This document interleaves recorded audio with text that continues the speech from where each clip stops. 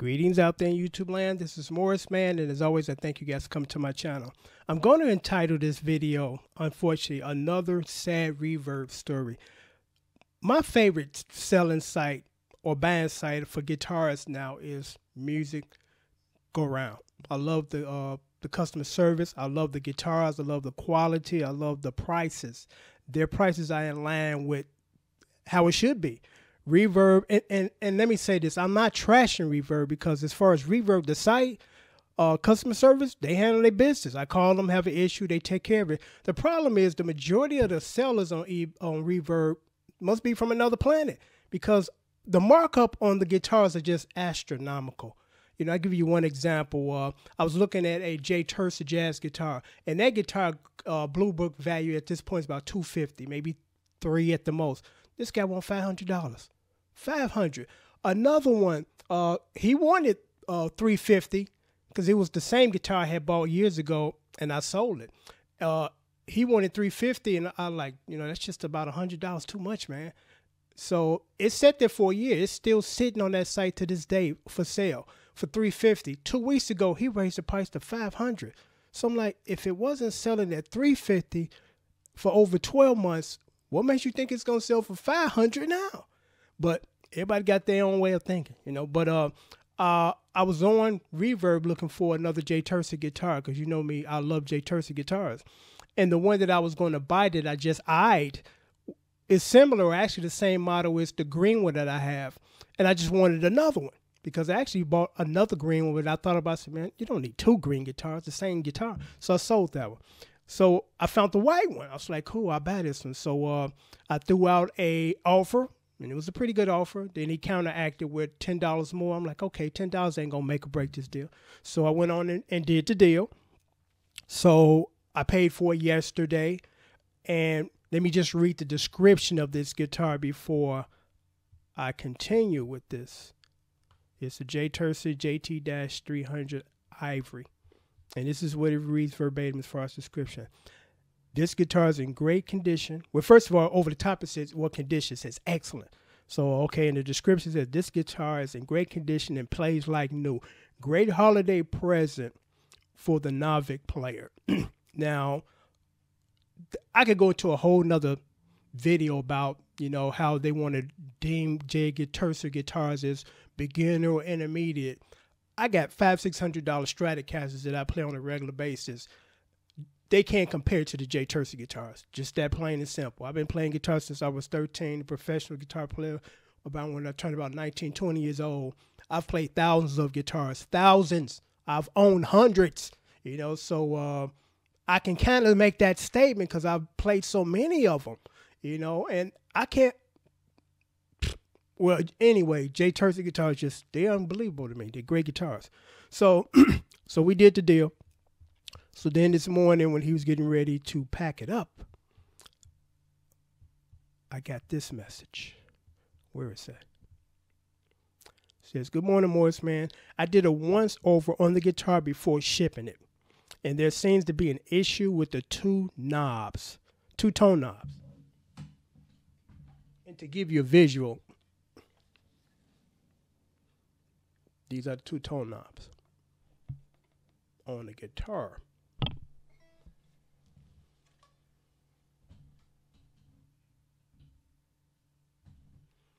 Okay, he said there seems to be an issue with the two tone knobs.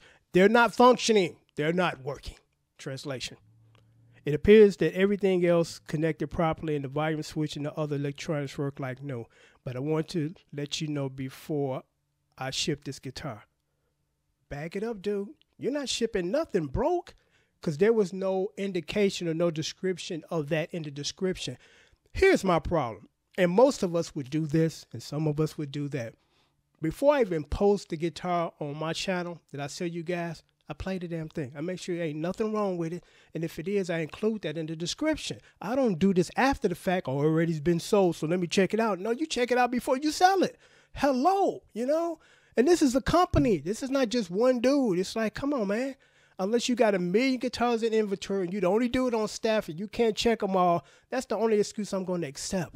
Check your shit before you sell your shit. Just that simple. You know, so it's funny that it's like, I'll let you know before shipping.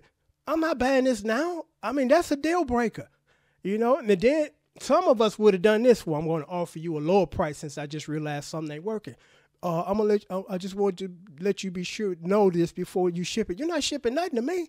You send me my money back, So I have problems with this, all the way around, because first of all, you check your shit before you sell your shit.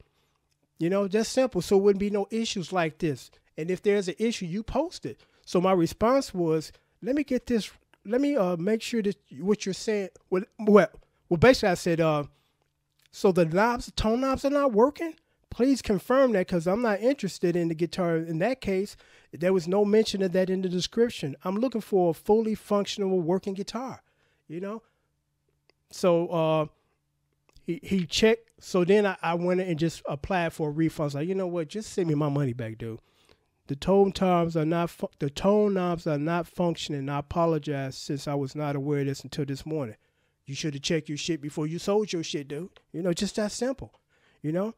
Thank you for your patience, and I will send you a refund. That was a waste of my time and my money, because again, that could have been easily headed off by checking your shit before you sell your shit.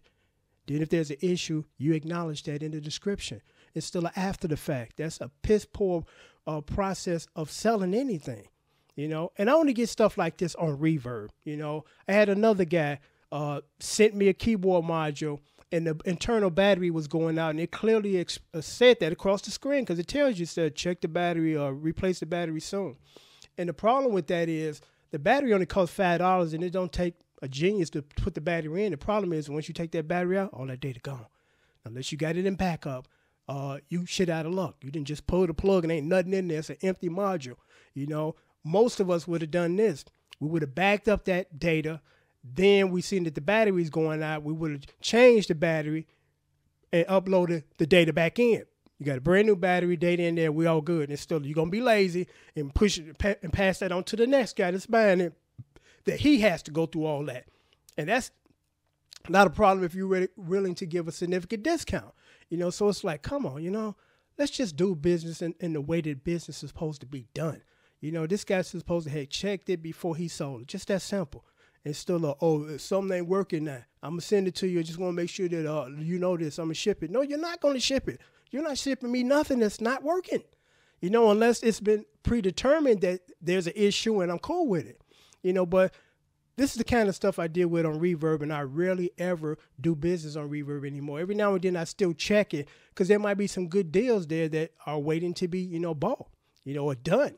But I just thought I would post this because I rarely have any issues with that on eBay. I don't have any issues with that when I go to Music Go Around, which is where I buy 99% of my guitars. But every now and then I still do check Reverb and eBay, because again, it might be some great deals there to be done. But I just thought I would post this video because it's like, come on, dude. Let's handle the business and the process and the sequence that it's supposed to be. You don't sell your guitar and then check it. You check it, then you sell it. I don't know who can't figure that out. It's pretty simple. Go through your item, make sure it works, and if there's some defects, acknowledge that in the description. So the buyer can say, okay, I'm aware this price still is cool for this, unit, regarding the fact that there's some issues with it. It's still priced to sell at that, at this price. So again, I just thought I would post this because I found this to be kind of interesting and quite disturbing because again, check your stuff, check your stuff before you sell your stuff. If we're that busy, we got to slow it down because, a lot of times I hear this and in business, this word is not acceptable. I forgot or I got busy. Nobody wants to hear that. They want to hear the deal is being done or the deal is not going to be done. To me, that's just an excuse because you didn't do your job, and no one wants to hear those excuses, especially when they could have been avoided. It's different. You're late for work because somebody hit your car on the way to work, or, you're on the way to the hospital ambulance. That's totally understandable. Totally out of your, out of your hands to deal with this. This is unexpected and, but I'm going to sign off now. I want to just say this real quick because since I got this open, on PayPal a lot of times, or eBay, should I say? I mean, with PayPal, it's real simple.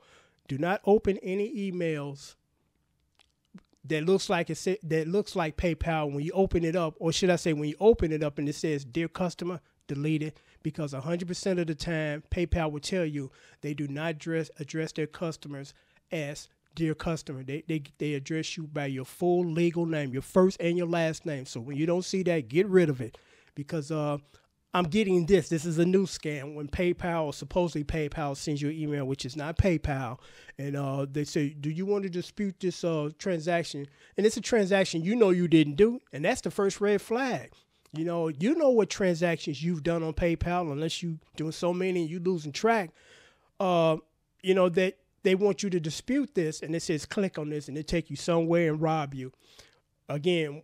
And it looks really authentic, with the exception of "Dear Customer," because now the scam or the presentation, the visuals looking even more authentic, but still they don't know your name, and that's and right there they say "Dear Customer."